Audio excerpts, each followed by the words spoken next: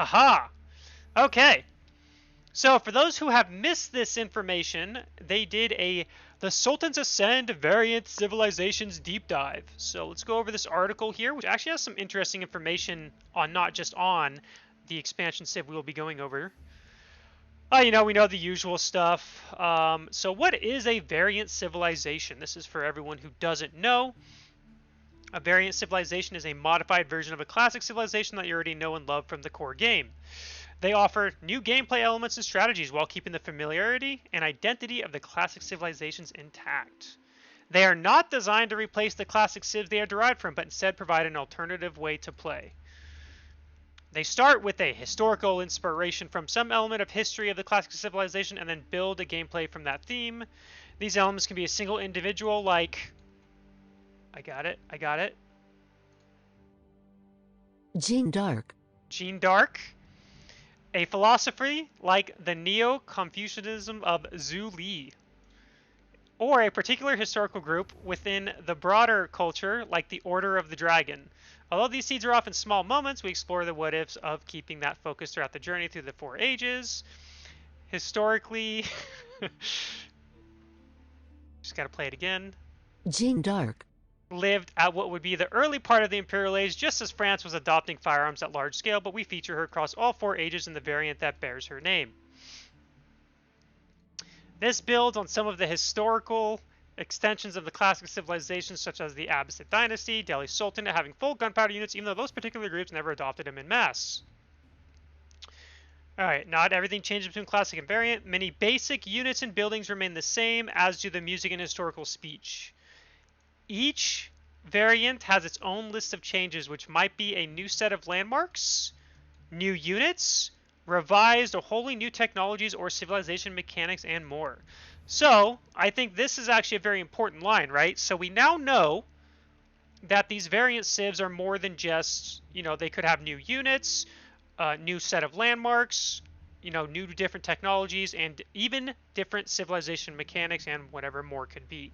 So that kind of fits what I suspected, where these aren't just going to be copies and pastes without, and then just little differences. I still think there's going to be similarities, of course, but I also do think each variant civ is going to play differently than their classic version, and I think this kind of confirms that. The changes are only significant, however, and remake how the civilization plays. Players of a parent and variant civilization will be making very different choices and pursuing different strategies throughout a match. So why are variant civilizations being introduced? First and foremost, all civilizations in Age of Empires, be they classics or variants, are there to deliver excellent and engaging experience to our players. The classic civilizations are there to capture the history of civilizations over several centuries, capturing the evolution of whole cultures, blah, blah, blah. Broad gameplay, such as art, music, speech, and more. Variant civilizations take an element of that broad historical sweep and build a fresh game experience around it. It also is a great opportunity for us to explore gameplay mechanics that push the envelope. The Jeanne d'Arc civilization, for example, is entirely focused on a hero unit who gains levels and transforms throughout the match. I've already seen a lot of drama on that. This is not something we have seen in Age of Empires 4 before, and the variants allow us to finally lean into these mechanics. Again, we'll discuss all this, and we do go over I'll stop doing the AI voice, but we are going over the Jeanne d'Arc. I don't know how to say her name. It is what it is. And then history is the inspiration, and looking at the landscape of the play, we saw opportunities for fun RTS experiences we hadn't yet explored. Now, this is actually kind of... this is going to be kind of interesting. To cite just one example, we realized we had gone into elite units, but not an elite army. And the elite units you'll find out soon enough. What would an Age of Empires version of a low unit count army of powerful units look like? What benefits would that provide to players struggling with cognitive load? What awesome gameplay moments could that deliver? From there was born the Order of the Dragon. Now, while they mainly go over Jeanne d'Arc, or however you say her name, you guys can riot at me all you want. So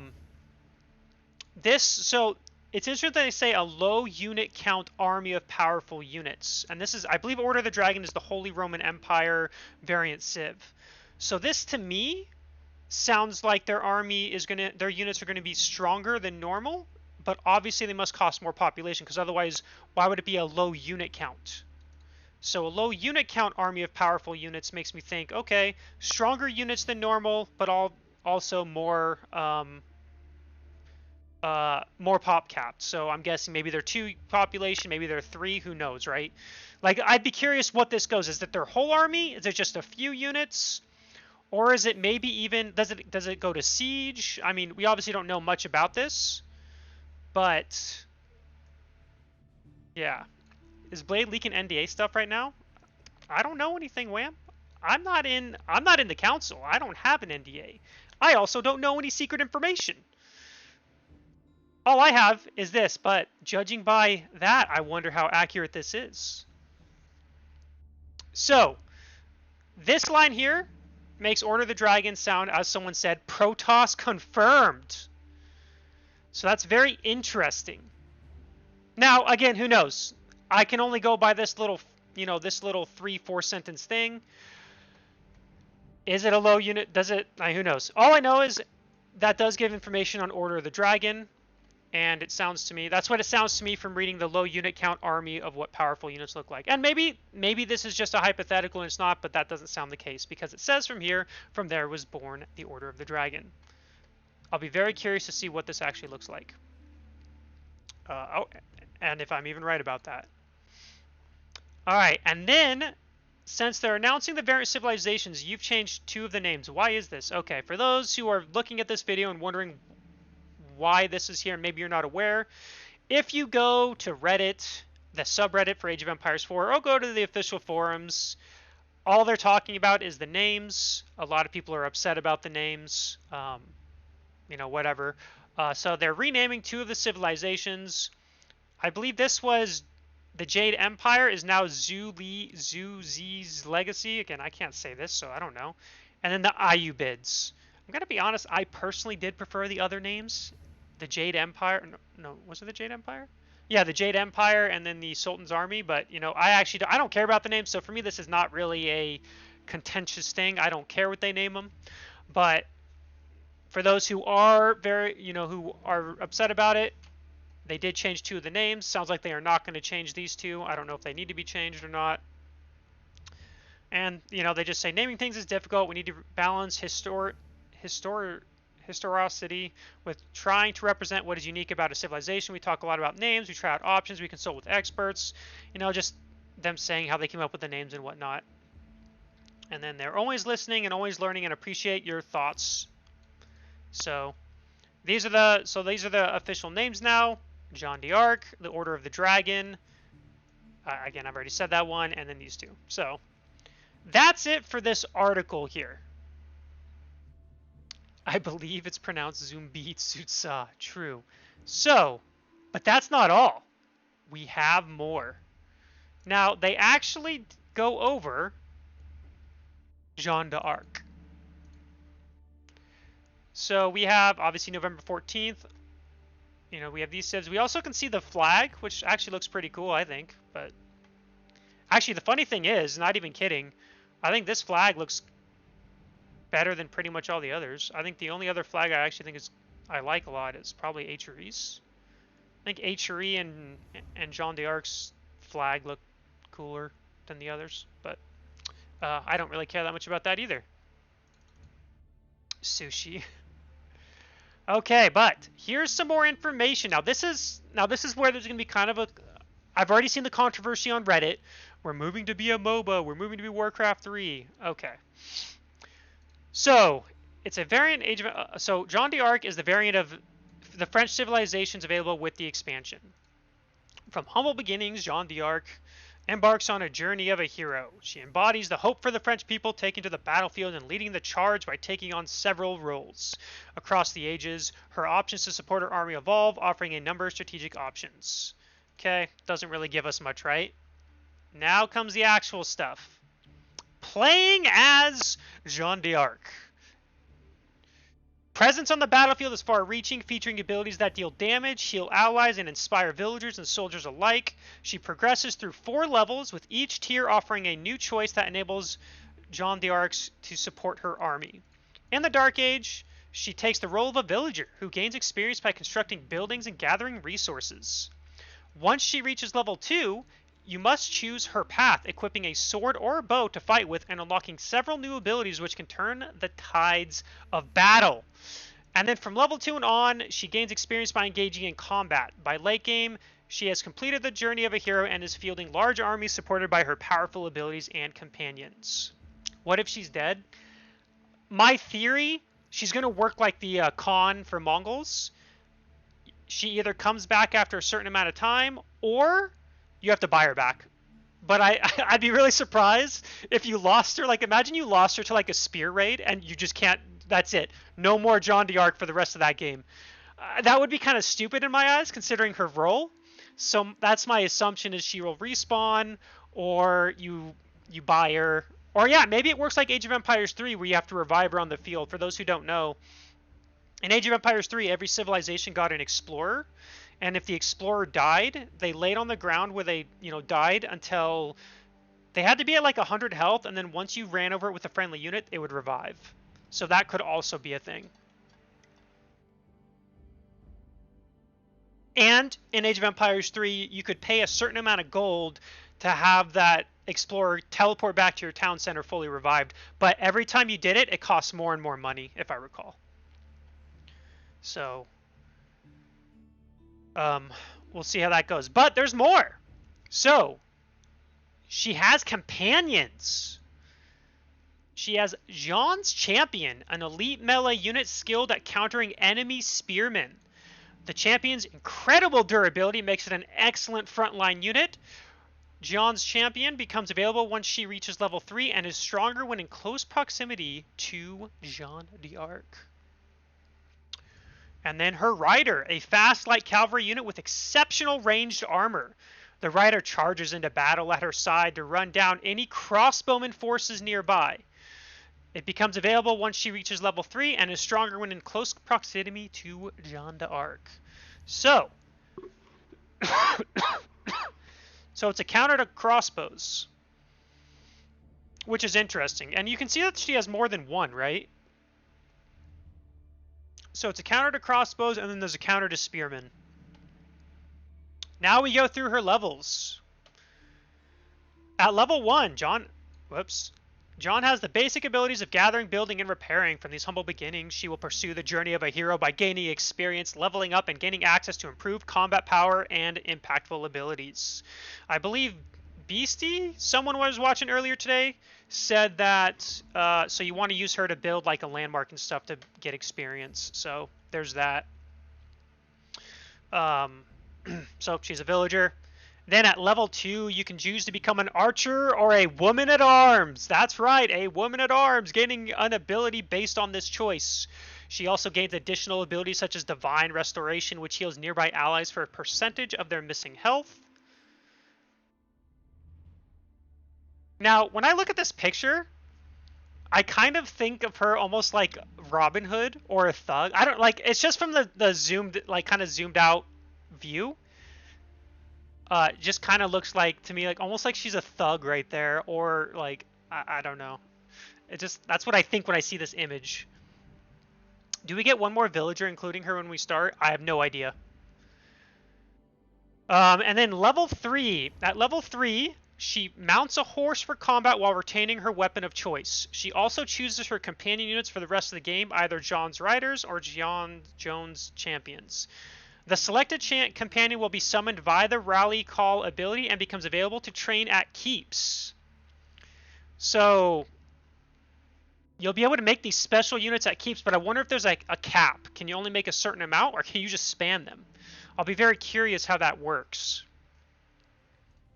And then at level 4, she becomes a true badass.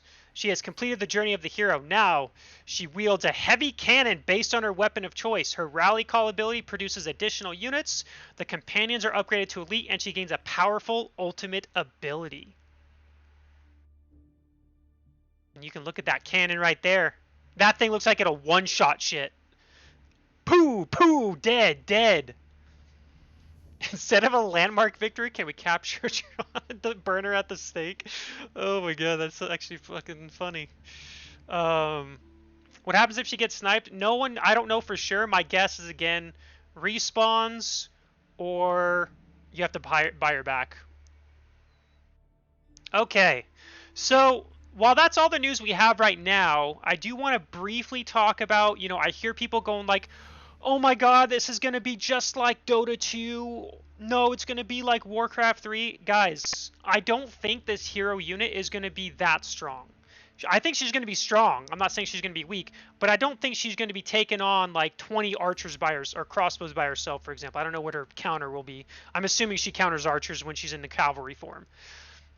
Like, she's what I think she's going to be. She's going to be stronger than the Khan, but she's not going to be like, oh my god, I can't kill her, it's overpowered. Now, maybe I'm wrong about this, but I'm pretty sure it's not going to be an Omega hero like Warcraft 3. Yeah, I just looked at the canon. It's right here. I just think it's common sense here. If this became like a Warcraft 3 unit, I've never played Warcraft 3, but all I know about Warcraft 3, or, I played it a little bit, but I mean like in terms of competitively or anything. What I know about Warcraft 3 heroes is that they alone turn tides of battle. Like, if you don't have a hero and your opponent does, you pretty much lose from what I understand. I didn't like Warcraft 3. I don't like hero units. And so that's another thing. I'm not a fan of hero units. I actually do not like hero units like Warcraft. And I don't think this is going to be like Warcraft. I think she'll be strong. I think she'll be, obviously I bet she'll be like a knight in a one-on-one would be my guess. But I don't think she'll be able to take on like massive armies or anything. Could I be wrong? Of course. Maybe she ends up being this broken as shit thing that needs to be nerfed. I don't know. I haven't played, but I would be very surprised if she played like a super strong hero that is hard to kill. Now, someone asked, why would you ever play French if you can play as the Jeanne d'Arc Civ? So to kind of answer that question, again, French and the Jeanne d'Arc Civ are going to play very differently already, right? As French, you do not start with a hero villager. You start with normal villagers. All your units are normal. You have no special abilities. Like, the people who are going to excel with this civilization are going to be the people who enjoy micro. If you like to, like, for people who don't enjoy micro or don't enjoy, using a unit like this Civ's probably going to be bad for them. Blade knows everything. He has inside knowledge. I wish I had inside knowledge. I wish I was part of the council. Oh well, I'll get over it. I keep telling myself that every night I go to bed. Where was I going with that? But yeah, so like I do think this Civ is going to play differently than French in a lot of ways. Like, already you have a hero unit you need to level up. French doesn't have that. And also you got to remember, they said that like technologies and stuff are going to be different for each civilization. So there's a very good chance Blade has that headset on to keep his brain from bursting out. So like these civs I bet they're going to play very differently. Like they said it in the main article, and I expect it to be the case. Like, she's going to be one of your main focuses as you play this civ. Whereas French, you don't have that, right? You just have your knights, you have other things. Like, we don't have enough information for me to tell you how they play differently other than the hero unit, right? We don't know the landmarks. We don't know if there's any other special units. Like, we see, special men-at-arms, special riders. What else do they have? What are their landmarks? We don't know. So I can't give you an answer for sure. But I can already tell you from just the hero unit perspective alone that this civ is going to play different from French. Like, maybe as French, right, you go 2TC all the time. Maybe as this civ, 2TC is you never want to do that because your goal is to be aggressive to level up your hero. Because once you get to level 2, you have to get combat experience to level her up, and the faster you level her up, the faster you get benefits and stronger units. Like, again, like these champions and the riders. So, yeah. In general, I do think this civ is going to play very differently from French, and I'm very curious to see. I'm guessing we're going to see this one next. Again, I can't say this. Zugu's Legacy. I would anticipate this is going to be our next civ we're going to get a sneak peek at.